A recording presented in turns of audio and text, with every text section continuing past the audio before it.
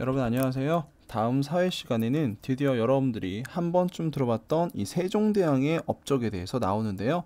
여러분들은 그럼 지금부터 이 조선의 성왕이라고 불리우고 지금까지도 대왕이라고 불리우는 이 세종이라는 인물에 대해서 이 사람이 왕위를 이어갔을 때 어떤 일들을 했는지를 지금부터 살펴보도록 하겠습니다.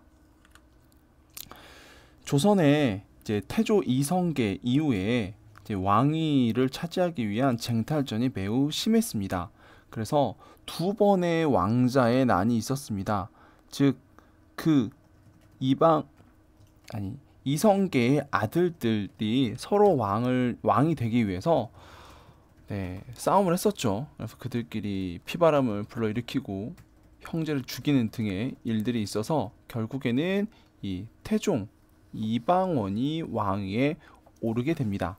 근데 그 과정에서 여러분들 그 고려 말에 있었던 신진사대부의 급진개혁파, 그 다음에 조선 초기를 디자인했던 이 정도전이라는 인물을 이방원이 제거를 하죠. 또한 개국공신 세력을 제거를 했습니다. 왜 이 사람들을 제거를 했을까요? 무엇 때문일까요? 생각해보면 이 사람은 왕자의 난을 통해서 결국 왕위에 올랐잖아요. 그럼 뭘 가장 신경 쓰겠어요? 왕권이 가장 신경이 쓰이겠죠. 그런데 왕이 아닌 다른 사람들이 권력을 갖고 있으면 왕권이 당연히 약해질 수밖에 없잖아요. 그래서 그런 부분들을 신경을 썼을 것 같아요.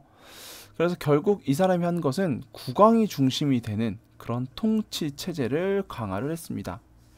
그 국왕 밑에 있던 신하들이 서로 자기들이 힘을 갖고 자기들끼리 회의를 통해서 이렇게 이 나라를 다스리는 것이 아니라 결국에는 왕이 강한 힘을 가질 수 있도록 하는 것이었죠. 그래서 여기 보면 양전 사업이 나오고 호패법이라는 것이 나오는데 그냥 한 번만 보고 넘어갈 거예요. 땅이 어느 정도 있는지를 이제 살펴보는 겁니다. 그 다음에 호패법은 지금으로 말하면 주민등록증 같은 거라고 보면 됩니다. 어떤 신분을 파악하는 거예요. 그래서 이 땅을 파악을 해가지고 얼만큼 세금을 내야 되는지, 그 다음에 호패법을 통해서 어떤 사람이 몇 살인지를 정확하게 파악해서 군대 가는 겁니다. 그래서 군대를 가는 데 있어서 누가 가야 되는지 그 대상자들을 파악을 했죠. 그리고 사병은 이제 귀족들이 따로 개인적으로 가지고 있던 병사들인데 사병을 없애라고 했습니다. 그리고 사원이 토지, 땅들을 모두 가지고 있어서 당연히 나라 입장에서는 당연히 도움이 안 되겠죠. 이게 사원께 돼버리면. 그래서 토지를 다시 뺏었죠. 몰수 뺏었고 억울하게 노비가 된 사람들을 해방을 시켰습니다.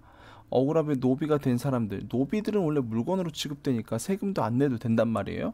그런데 억울한 노비들을 해방을 시킴으로 인해서 이 사람들도 좋고, 그 다음에 이 사람들이 또 세금을 내야 되니까 나라 입장에서도 좋을 수 있겠죠.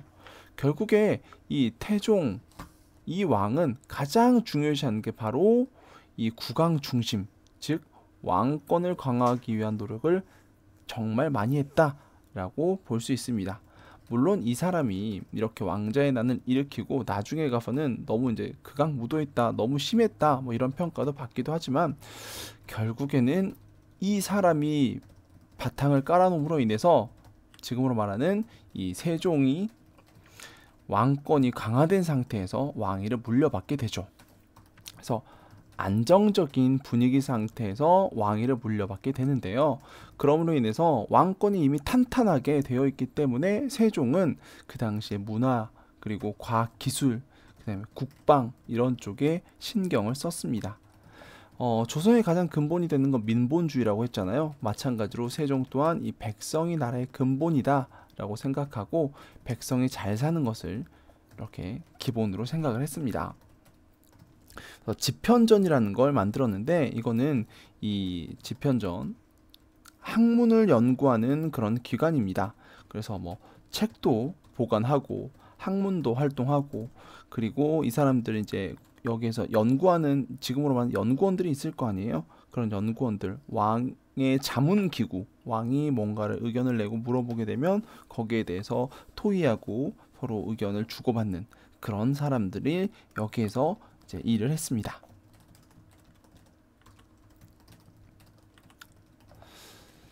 네, 백성의 근본이 돼야 되는데 백성들은 뭘 짓고 살아야 됩니까? 농사를 짓고 살아야 되죠. 그래서 이 농사직설이라는 책을 만들었어요.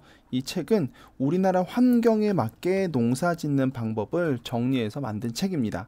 그래서 이거를 각 지역의 관리들에게 전부 나눠줬어요. 이렇게 지역마다 나눠줬습니다. 그래서 지역에 맞게 알맞게 농사를 지어라 라고 나눠줬고요. 그 다음에 여러분들 이 세종 때 이 장영실이라는 사람도 한 번쯤은 들어보았죠. 장영실은 매우 신분이 낮았습니다. 어떤 신분이었냐면 노비였어요. 노비. 사실 그 당시에는 너무 생각하기 힘들죠. 노비가 관리가 된 겁니다. 신분 노비라는 신분을 벗고 여기에 발탁돼 가지고 뭐 혼천이나 자경루 이런 과학 기구들을 만들었죠.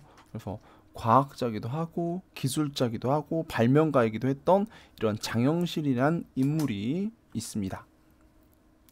그럼 먼저 이 과학기술의 발전을 한번 살펴보도록 하겠습니다. 혼천이는 여러분들 한 번씩 봤을 건데 여러분들 지폐에 이렇게 있습니다. 혹시 여기 가장 왼쪽에 있는 게 혼천이에요. 요 그림 본 적 있죠?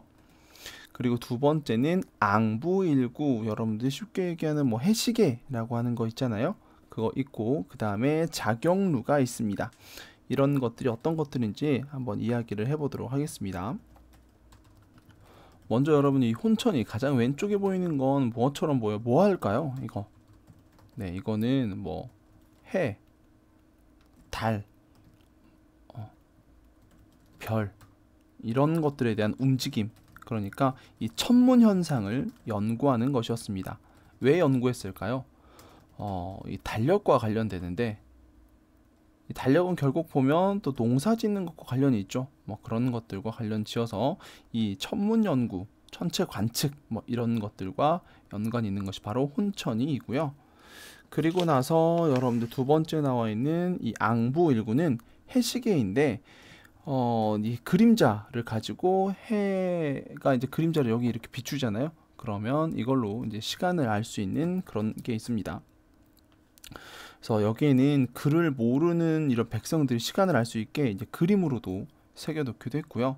가장 오른쪽에 있는 자경루, 이거는 여기 이렇게 있는데 여러분 교과서에는 이거에 대한 작동 원리도 나와 있는데 이거는 스스로 종을 쳐서 시간을 알려주는 그런 물시계입니다.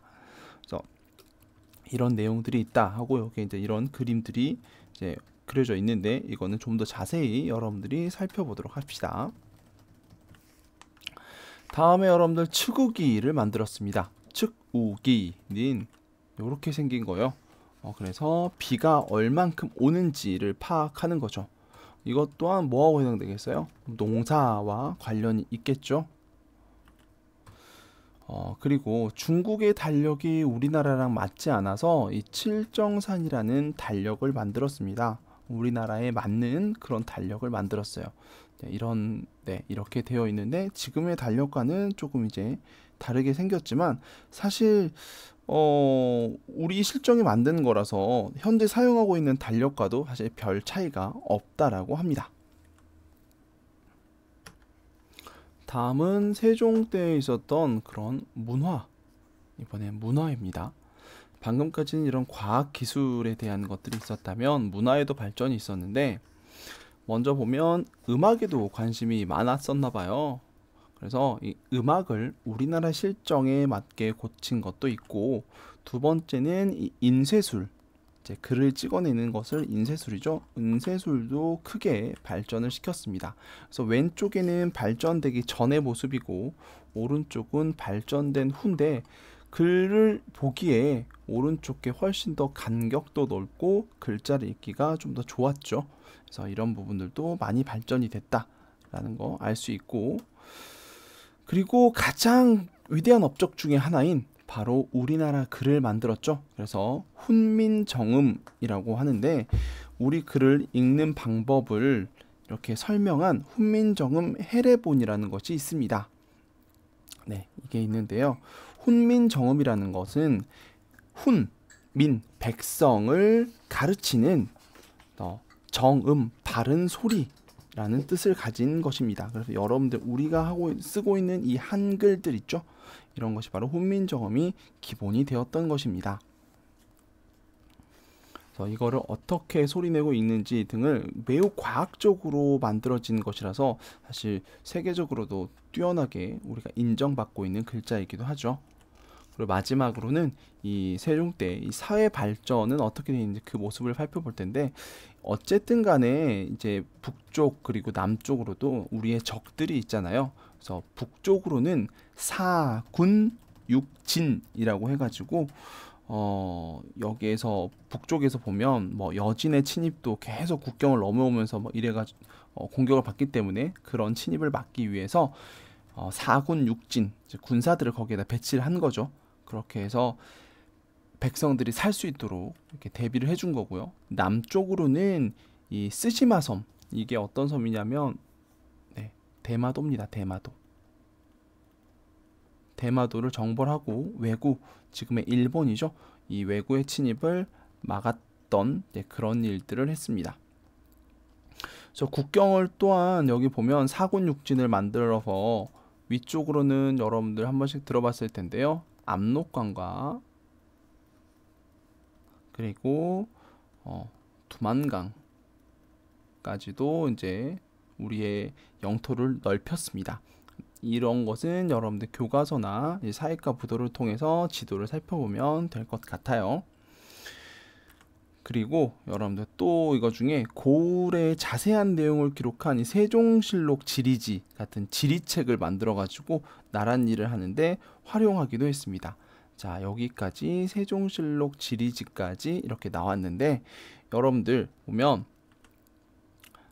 이런 책이 있고요. 그래서 여러분들에게 마지막 미션이 있습니다. 지금까지 선생님이 설명했던 이 앞의 내용들 중에서 여러분들이 더 알고 싶은 것을 하나를 선택을 합니다. 나는 뭐 자경루, 나는 추구기, 뭐 이런 것들을 하나씩을 선택을 해서 좀 더 자세하게 조사를 해올 겁니다. 뭐 어떻게 생겼는지 사진을 가져와도 좋고요. 그래서 어떻게 쓰였는지, 언제 쓰였는지 등을 여러분들이 조사를 해와서 다른 친구들과 자신이 조사한 내용을 공유하고 이 세종이란 인물에 대해서 좀 더 알아보도록 하겠습니다. 그러면 수업 시간에 만나요. 안녕.